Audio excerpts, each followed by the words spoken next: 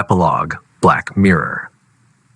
When discussing the book with my Hebrew language publisher, a suggestion was made to add a chapter on what would happen if we slept through our shift. I didn't like that idea. I'm a scientist, my book relies on scientific facts, and I preferred to leave it at that. But after giving the idea some more thought, I saw there was some value to the suggestion, because a vague warning has no weight. So, in this chapter, I'll attempt to carefully walk a path between imagination and reality and try to evaluate what indeed could happen if we slept through our shift. The intent. Let's go back to the statement made by Alexander Neo of Cambridge Analytica since 2016, which may become extremely significant for Western society in toto. We were able to form a model that predicted the personality of every single adult in the United States of America.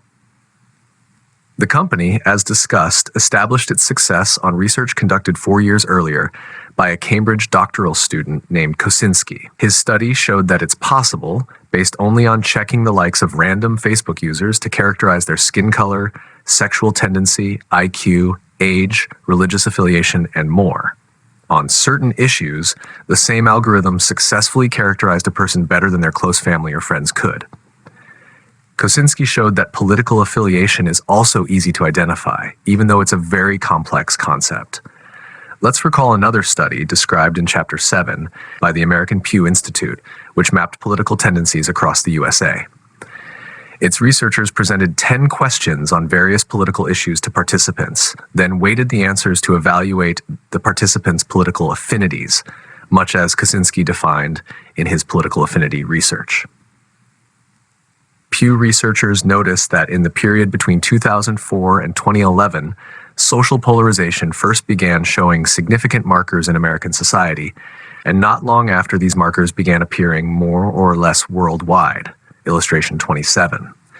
This was precisely when social networks turned into tribal bonfires, so to speak. In other words, exactly when the number of users on these platforms grew exponentially. Simply put, Pew's observational study testifies to the impact that social platforms have on social tendencies. And Kosinski's study points out how easy it is to measure these resulting tendencies with tools that are mathematically fairly simple. Applying AI, this would be even simpler. Integrating the two implies having a machine which, if it were faster and even more precise, would be much more useful for politicians and the wealthy. Think of the possibilities inherent in accessing extremely detailed data in real time. We could play hot-cold with every aspect of society and in any direction we wished. Take another look at the hot-cold algorithm discussion in Chapter 7 under the subtitle, The Power of Mega Companies. An advertiser could, for example, determine specific characteristics for an advertising campaign and very precisely and quickly check how well they influence buyers. If buyers aren't responding well, the advertiser can alter the campaign's characteristics instantly. Check again, and repeat the process until the campaign is near perfect. Now just swap the words advertising campaign and buyers to election campaign and voters, or to advertising campaign aiming to give social networks a unique commercial status, and citizens of the country, and this idea can be taken even further. A machine of that kind is a real risk to the foundation on which Western society rests. It is a dream tool for the digital control of society without society's knowledge, and at a scientific level of precision. Being familiar with the technological world, I can testify that wherever large-scale economic value can be derived from a technology, we can anticipate the technology quickly developing in that direction. So let's take a peek into the foreseeable future.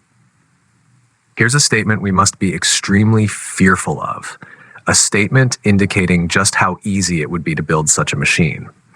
We hold a precise model of the moral, political, and social preferences of every person in the virtual world, and the model updates daily. Notice the vast difference between the previous quote and this one. The first relates to weighting a limited number of questions for the purpose of predicting political tendencies, let's say once a year, for a limited sampling.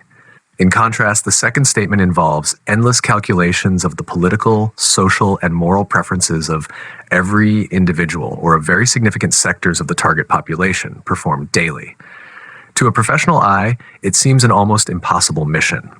Admittedly, this information is out there on social networks between the lines and in big data, and it seems ready and waiting for someone to analyze it. But every computer scientist would say that the task is unrealistic for the capabilities of current computers, even for an army of servers the size of Google's and Facebook's put together. However, as technology advances, this impossible mission becomes more feasible. With the advent of quantum computing, machine learning advancements, and the ever-increasing ability to process and analyze massive data sets, what seems far-fetched today could be a reality tomorrow. Quantum computers, for example, have the potential to process information at unprecedented speeds, making the daily update of a model predicting individuals' preferences possible. Such a model could revolutionize targeted advertising, political campaigning, and social influence. Politicians could tailor messages to individual voters with uncanny precision, swaying public opinion in their favor. Corporations could manipulate consumer behavior to maximize profits. Governments could monitor and control populations more effectively, raising significant ethical and privacy concerns. The implications of this technology are profound. It would not only amplify existing social and political divisions, but also create new ones. The power to influence individuals' thoughts and actions subtly could lead to a society where true free will and independent thought are eroded. Those in control of the data would wield unprecedented power, leading to potential abuses and the manipulation of democratic processes. To mitigate these risks, it is crucial to develop robust ethical guidelines and regulatory frameworks for the use of such technology. Transparency in how data is collected, processed, and used is essential. Public awareness and education about the potential for manipulation and the importance of protecting personal data must be prioritized. In conclusion, while the technology to build a machine that updates a precise model of individual preferences daily may seem beyond current capabilities, rapid advancements in computing suggest it could be closer than we think. The potential for misuse is enormous, and society must be vigilant in ensuring that such power is not concentrated in the hands of a few. We must strive to balance technological progress with ethical considerations to safeguard the foundations of our democratic societies. The weapon. Big data is a term which relates to the massive pool of disordered information coming from multiple sources in diverse formats and of varying qualities. To demonstrate the concept, imagine a phone directory encompassing every city in Europe, but not organized alphabetically. In fact, not organized in any form, with names written in various languages, some appearing as images, some as texts, and some as sound files. That's relatively organized compared to what actually exists on the internet. The challenge in managing this array of data is the ability to draw out meaningful information. This has become the central issue for information technologies because of the vast sums of money they can drive. The ability to extract specific information based on an analysis of big data can, for example, help commercial companies plan products suited to their customers' needs, improve stock supplies by predicting the purchase time, reduce mortality by predicting the demand for medication, and countless more options. As of 2021, the value of companies analyzing big data is estimated at some $70 billion, with a 30% annual growth. So there's no shortage of motivation and incentive to improve big data analysis. Existing big data software makes use of organized databases and claims to provide efficient tools for answering relatively simple questions. By contrast, if we look at the phone directory we mentioned earlier and try to follow up, let's say, on the question, what is the central factor driving people to live in Athens, we'll discover that the task isn't simple at all. There are so many possibilities that the city's attractiveness is undoubtedly a mixed bag of several reasons. The degree of attraction can be phrased as a complex mathematical expression, a kind of formula containing various covert parameters about the residents and the city itself, such as average age, how many children per family in the city's second percentile, and how many streets in the city's southern region have shawarma stands. But arriving at such a formula is still an impossible task for today's big data technology. Currently, the strategy adopted for streamlining the process of searching these databases is to use several computers simultaneously. that splits the job among a larger number of computers and collects results by another set of computers operating at the same time. The idea guiding this type of solution set, an approach that usually works for most computer tasks, was well put by a computer science pioneer, Grace Hopper. When a farmer needs more ox power to plow his field, he doesn't get a bigger ox, he gets another one. Then he puts the oxen in parallel. That approach hasn't yet supplied computer power strong enough for the purposes described above, mostly because the quantity of data is incomprehensible and the required tasks are equally incomprehensible. Another approach is to indeed search for a bigger ox. In other words, build a designated computer specifically planned for big data analysis tasks. This kind of computer's central objective is to enable the efficient division of tasks from the perspectives of processing speed and energy resources needed to complete the calculation. Getting there will need several more years, but the initial steps are already being taken by several companies. The Israeli company Speed Data, for example, develops an integrated circuit solely intended for the task of mining organized databases. They're developing a computer entirely designated for analyzing big data of a specific type, and are reporting improved analysis speeds of 10 to 100 times, a rate that indeed would suffice to change our social fabric. The company chose to work on accelerated data analysis via a certain arrangement that's considered the most common on the internet, RISE. But in a conversation with the company's CEO, I was told that there's no limit really to the kind of data analysis they could accelerate if a need should arise for a different designated integrated circuit. Rounding out the picture, an AI algorithm for these large-scale databases needs to be implemented, but doing so requires the computer to perform a lot of data sending and receiving. Because of the data's scope, these actions become a computational bottleneck. If the process is to be streamlined, a computer needs to be designed that is specifically geared to fast communication for sending and receiving massive amounts of data. A computer based on fiber optics is already in development. According to its designers, the computer will accelerate data extraction dozens of times faster through AI. It's estimated that no more than several years are needed for development. Those are two of the possible solutions, and they're only the start. We have not mentioned the quantum computer, expected to massively accelerate calculations of this kind. Unsurprisingly, it is thought that the big tech companies are leading the technological development needed to build a quantum computer. In short, the imaginary scenario we shaped isn't too far off from being realized. The opportunity and the act. In view of the above, we can realistically assume that big tech companies will successfully clear this technological hurdle. So let's assume that they do, and as a result, hold the ability to analyze any field they want at super high speed and with sufficient detail. We can sketch a general outline of the opportunities they'd be facing on all areas related to reshaping Western society.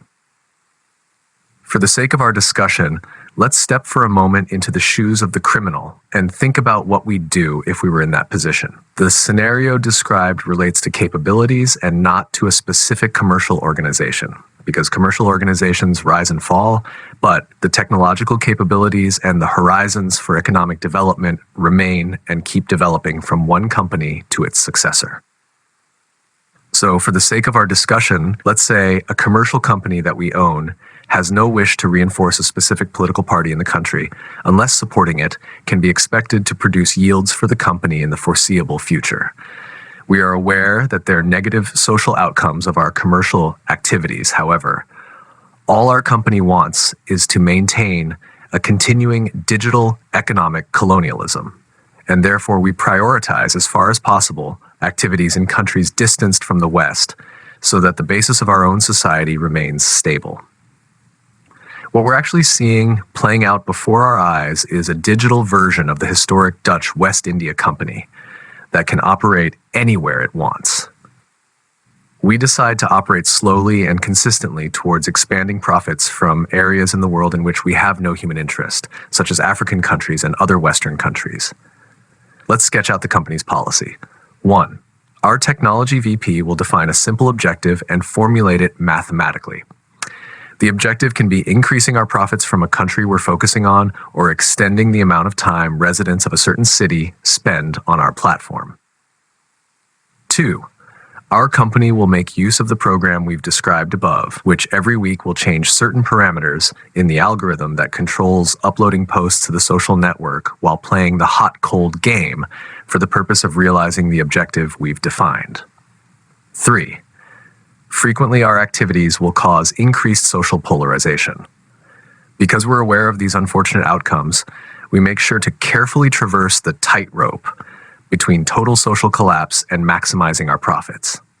In seeking to avoid total social collapse, we formulate a third objective, the frequency that words like revolution or force the government to show up on our network. Once again, we'll implement our very effective hot-cold game to make sure that the frequency doesn't go beyond a certain threshold that we ourselves estimate to be safe. But our homeland does not remain immune. After we've racked up enough experience and our braggadocio is raring to go, we'll start operating in similar ways in our own country, replete with its Western abundance, because that's where the big money is. As long as the safety margins we employ succeed, the countries we're active in won't even feel the growing, deepening social polarization, which will keep simmering on a low flame because of our policies and other economic forces.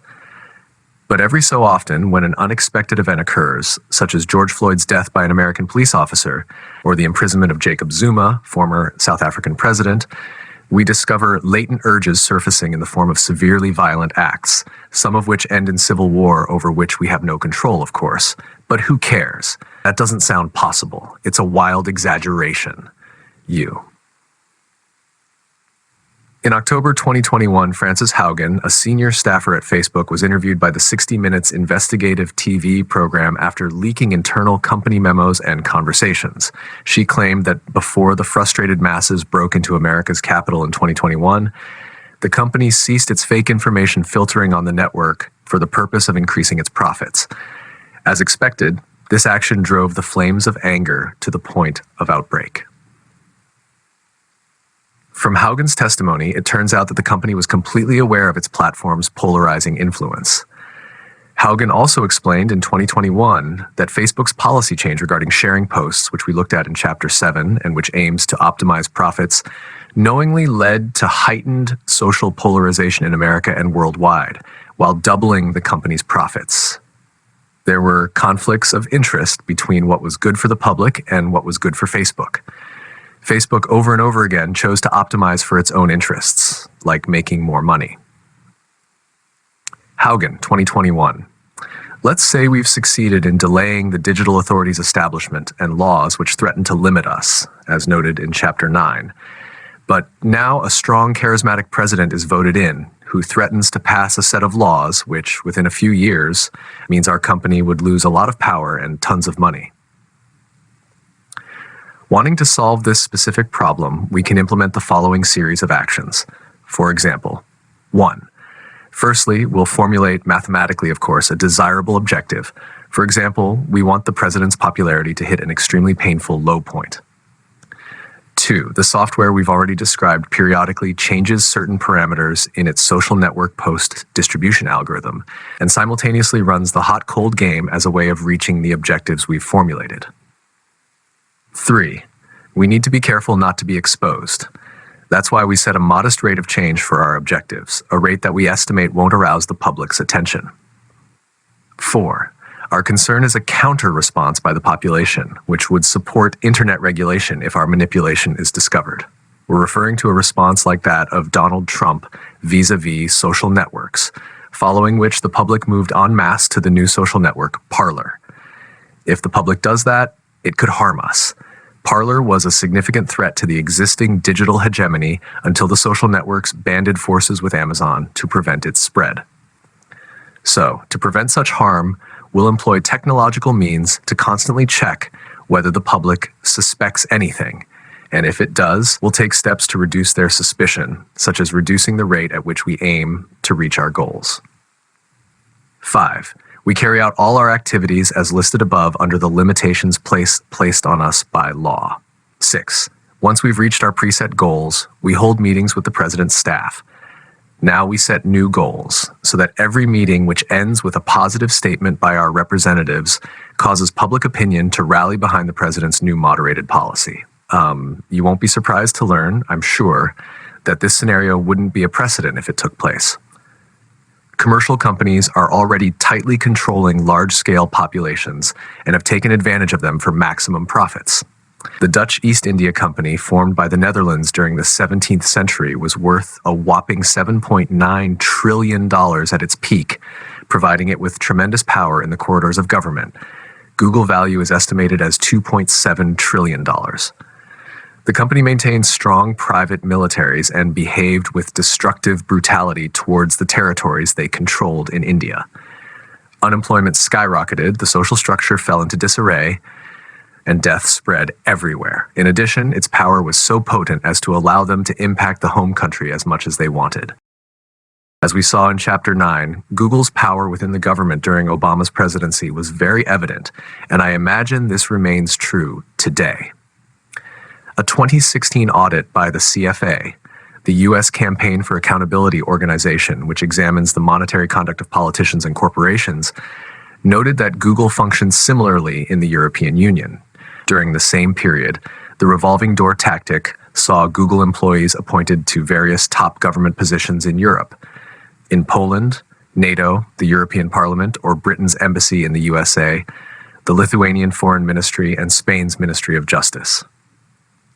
We need to rethink how we view Google. It's not a search engine. It's a political beast that has captured the attention of our policymakers. We as a public should be asking, what are the consequences and who benefits, us or Google? Thomason Cave, Spinwatch researcher. The psychological profile. I know this is going to sound strange. It's normal to think that Western society encourages greater sensitivity to others' problems, especially in this era of modern communication. It's much more pleasant to think about high-tech mega companies employing enlightened folk who have the time to take ethics and justice into account, and who therefore avoid manipulating the weak persons in society for the benefit of mega companies, right? No, that's the unequivocal answer. A report recently published by the U.S. House of Representatives studied how Amazon, Apple, Facebook, and Google reached their current lead positions, finding that they got to the top through no small number of highly aggressive buyouts and acquisitions. Their shopping sprees were not for the sake of innovation, the report notes, but as part of a business tactic known as copy, buy, kill, which expressly aims to eliminate competition. U.S. Congressman David Cicilline, chairperson of the Antitrust Subcommittee, noted how these monopolies manipulate flaws in the law and lax enforcement procedures in order to preserve and expand their market control. These firms ultimately buy or bury any competitive threats. We must reassert Congress's oversight role. It is our duty to restore the original intent of the antitrust laws. David Cicilline. Following 16 days of intensive research to produce that report, it was found that Amazon, which controls 40% of all e-commerce in the USA, reinforces its status through punishment. Usually this involves erasure from its monopolistic retail website. For small businesses, that is instant death. A spate of internal memos from Facebook CEO Mark Zuckerberg and senior Facebook staff blatantly shows that the company purposely quashed Instagram by enacting its monopolistic power. The report levels similar claims regarding Apple and Google. What's stunning is that across the 400 pages comprising this report, the fear felt by testifying individuals is repeatedly described. These companies' moral considerations evaporate when money talks and power centralizes in one place, especially when mega wealth can be made. Look at your cell phone or your neighbor's Tesla. Their batteries work because they contain a vital material, cobalt. Some 70% of world cobalt consumption derives from the Democratic Republic of Congo. Cobalt mining is predominantly carried out manually, literally by people working with their hands, by countless numbers of children who barely earn a few cents a day for their work. Elon Musk, Tesla CEO and cultural hero, announced that Tesla will be aiming for non-cobalt batteries, yet in the same breath signed a contract to buy 6,000 tons of cobalt a year from the largest global cobalt merchant, for whom the phenomenon of child labor is par for the course. I'm hoping that by now, as this book reaches its end, you have a better grasp of how these seemingly innocent platforms are manipulating our lives, and I hope we'll have the strength to drive our policymakers to take the courageous steps that will benefit us and to make the decisions that will preserve the society and country we've all worked to build together with such great effort.